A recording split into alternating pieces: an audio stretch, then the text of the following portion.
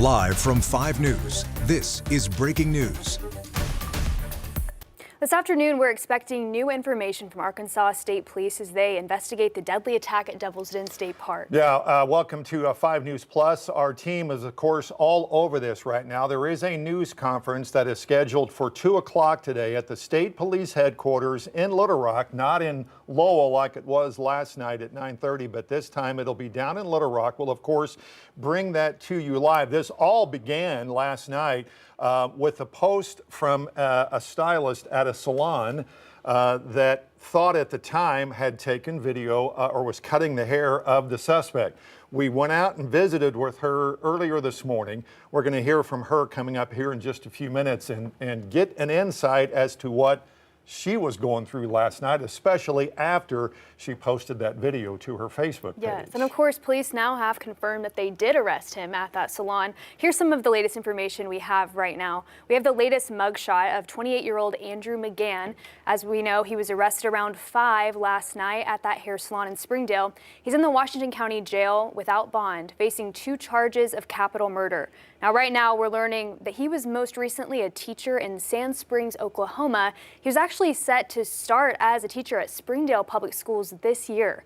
Our reporter Kayla Davis is gathering information right now from the neighborhood where McGann was living, new to the area. She's told us neighbors saw a police presence at his home for several hours last night.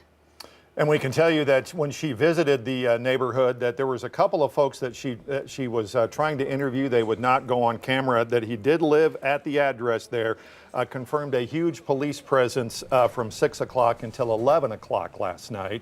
And so what we're seeing here is the news video from the salon where the arrest was made last night. Here's what the stylist had to say after what happened last night. I want to start off first by saying my condolences to the Brink family. My thoughts and prayers are with you all. I couldn't sleep last night thinking about them. And they'll always be in my heart to imagine those little girls. When I saw him, he looked pretty normal. Something did feel off about him. I noticed I was in the break room heating up my food for lunch, and I noticed a black car pulled up. The doors open, so I would see who would pull up. I came back up here, and I noticed the guy just standing over here. As soon as I saw him, something felt off about him.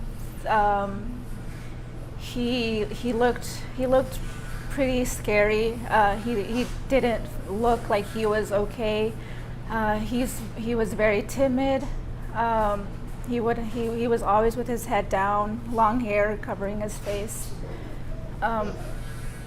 But I didn't want to speak up yesterday after seeing the photos because anything can change from when those pictures were taken, and he looked to be a lot slimmer, but as soon as I saw the pictures, I'm like, that's him.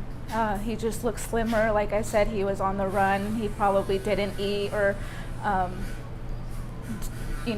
took care of himself. He looked pretty confused. I don't know how to describe it. I saw him, his eyes just looked sunken. Pretty kind of like soulless is what I could describe. He didn't want anything cut from the top of his head. He wanted to hide his face. He just wanted a fade on the sides.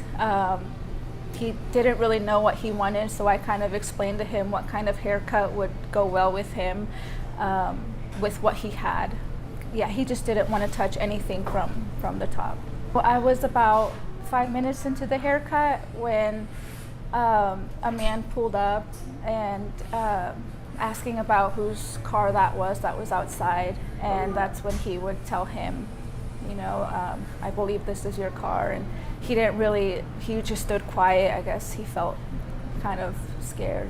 Can you point it? As soon as I saw the stickers of, you know, the evidence and stuff, I knew something was wrong, and I asked if it was if it could be related to the Devil's Den incident, and they said it could have been.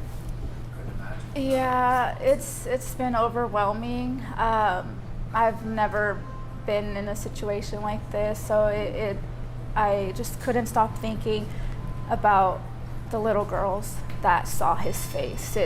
He's pretty scary, dark sunken eyes, but it feels like it's too much. I could only imagine the family, the Brink family, what they're going through. I saw the black car and I saw him. I'm like, okay, a couple things are checking out, but the way that he looked, it's what gave me the chills. Not reading his name? Yes, also with not wanting to write his name to sign in.